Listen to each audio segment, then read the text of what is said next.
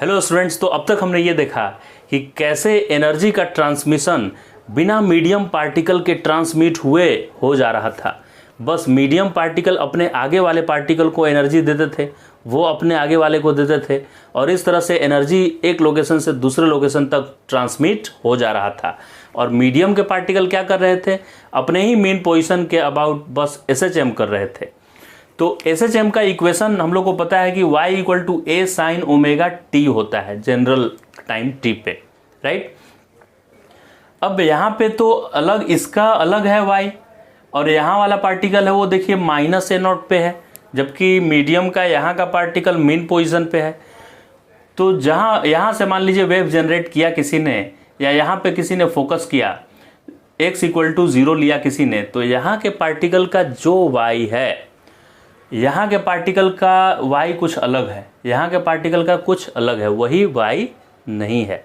जबकि एक ही समय पे आप देखेंगे तो ऐसे आप वाटर के भी सरफेस पे देखेंगे तो एक ही समय पे देखेंगे कहीं का पानी नीचे गया होगा, कहीं का ऊपर उठा होगा। यानी कि वाटर के मॉलिक्यूल का भी डिस्प्लेसमेंट अलग अलग है किसी पर्टिकुलर टाइम में। एक साथ यहाँ से यहाँ सारे मॉलिक्यूल ऊपर तो उठे हुए नहीं है, या सारे तो नीचे नहीं है, सबका अलग अलग डिस्प्लेसमेंट है। तो आखिर ये टाइम पुट करेंगे तो ये किसी एक पोजीशन का ही, एक ही लोकेशन का ही y देगा, एक ही लोकेशन वाले पार्टिकल का डिस्प्लेसमेंट देगा। अब मुझे कोई भी जनरल x डिस्टेंस पे जाकर और किसी भी जनरल टाइम t पे पता करना है कि कितना डिस्प्लेसमेंट है पार्टिकल का। यहाँ से जैसे 2 मीटर दूर वाले पार्टिकल का t इक्वल टू 3 सेकेंड पे कितना डिस्प्लेसमेंट है, या यहाँ से 5 मीटर दूरी वाले पार्टिकल का t इक्वल टू 5 सेकेंड पे क्या डिस्प्लेसमेंट है। यानी दो वेरिएबल का वैल्यू मुझे देना पड़ेगा फिक्स वैल्यू बताने के लिए डिस्प्लेसमेंट का। खाली ऐसे बोल देंगे कि t इक्वल टू 5 सेकेंड पे डिस्प्लेसमेंट कितना था, तो आंसर नहीं आएगा इसका, क्योंकि t इक्वल टू 5 सेकेंड पे इसका कुछ और होगा, यहाँ वाले पार्टिकल का कुछ और होगा, यहाँ वाले पार्टिकल का कुछ और होगा। यानी कि टाइम के साथ पोजीशन भी देना पड़ेगा। तो ऐसा इक्वेशन मुझे चाहिए जिसमें x भी आ जाए और t भी आ जाए। तो किसी भी टाइम t1 पे इसका डिस्प्लेसमेंट का equation y equal to a sine omega t1 है।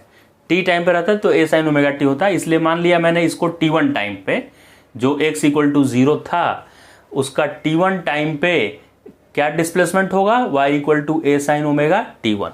अब जैसा डिस्टर्बेंस यहाँ t1 टाइम पे है वैसा ही डिस्टर्बेंस x दूरी तय अगर करना है और इसका डिस्टर्बेंस आगे बढ़ने का स्पीड कितना है, v स्पीड से आगे बढ़ रहा है, तो x दूरी जाने में इस डिस्टर्बेंस को कितना समय लगेगा, x बाई v समय लगेगा, क्योंकि टाइम होता है डिस्टेंस बाई स्पीड, राइट। तो t1 टाइम में जैसा डिस्टर्बेंस यहाँ था, t1 plus x by v समय के बाद वही डिस्टर्बेंस x दूरी तय कर लेगा। यानी कि यहाँ पे पहुंच जाएगा x दूरी पे, मान लीजिए यहाँ का पार्टिकल है x दूरी पे, तो जैसा डिस्टर्बेंस x इक्वल टू 0 पे था, x इक्वल टू 0 पे समय t1 पे, वैसा ही डिस्टर्बेंस x दूरी आगे निकल जाएगा कितने समय पे, तो यहाँ का जो समय था ना उससे x बाई v समय और लगेगा। उस डिस्टर्बेंस को इतना आने में x बाई v तो लगेगा ना भाई, समय बिल्कुल लगेगा सर।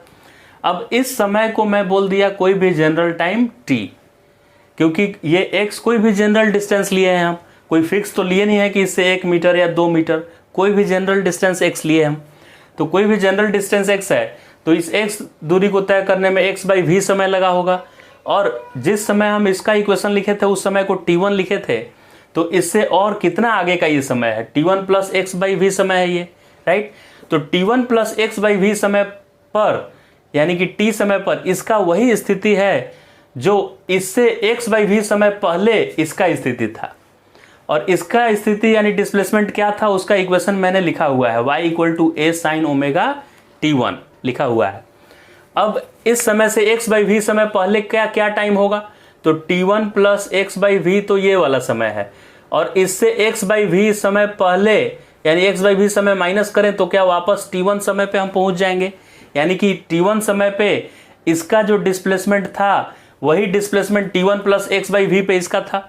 तो मैं बोला कि बता रहे तेरा डिस्प्लेसमेंट क्या है, तो ये बोलेगा कि सर मेरा डिस्प्लेसमेंट क्या पूछते हैं, आप x बाई v समय पीछे चले जाइए और x बाई v समय पीछे और हमसे x डिस्टेंस पीछे, जो भी इक्वेशन होगा या जो भी डिस्टर्बेंस होगा मेरा वही डिस्टर्बेंस होगा। तो हम इससे पूछे जब कि बता तेरा डिस्प्लेसमेंट क्या है, तो ये बोला कि सर आप मेरे से x पीछे जाइए, पीछे गए और x बाई वी समय भी सब्ट्रैक्ट कीजिए। तो इसका समय था t1 plus x by we, तो इसमें x बाई वी समय सब्ट्रैक्ट किए तो t1 समय मिला। तो यहाँ पे t1 समय यानी इस समय पे इसका जो स्थिति था सर वही मेरा स्थिति t1 plus x by we पे है, यानी कि t समय पर है। तो इसका डिस्प्लेसमेंट लिखना इज सेम एज इसका डिस्प्लेसमेंट लिखना कब का, तो समय लिखना यहाँ का कितना एक्स बाई वी माइनस हो गया, यानी t1 समय पे, राइट। अब t1 है क्या, तो इसको इधर सब्ट्रैक्ट कीजिए लाके, तो t minus x by V है।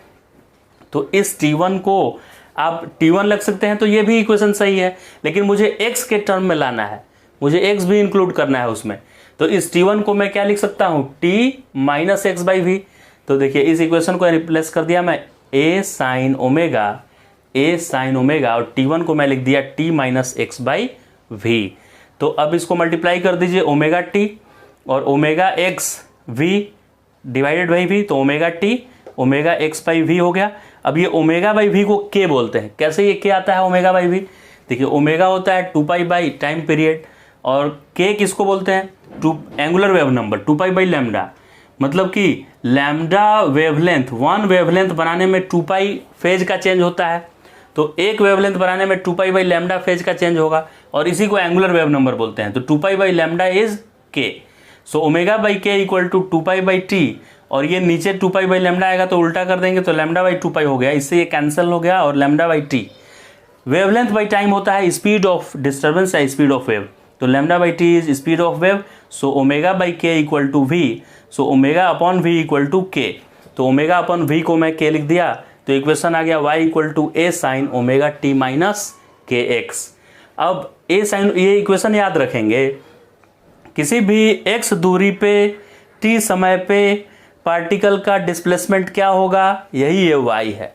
y क्या है इसमें, किसी भी दूरी x पे कोई भी जनरल टाइम t पे वहाँ जो पार्टिकल होगा उसका डिस्प्लेसमेंट ये इक्वेशन देगा। अब इधर मैंने क्या लिखा है कि फंक्शन, अभी मुझे जो आंसर लाना था वो फंक्शन किसका होना था, पोजीशन का और टाइम का।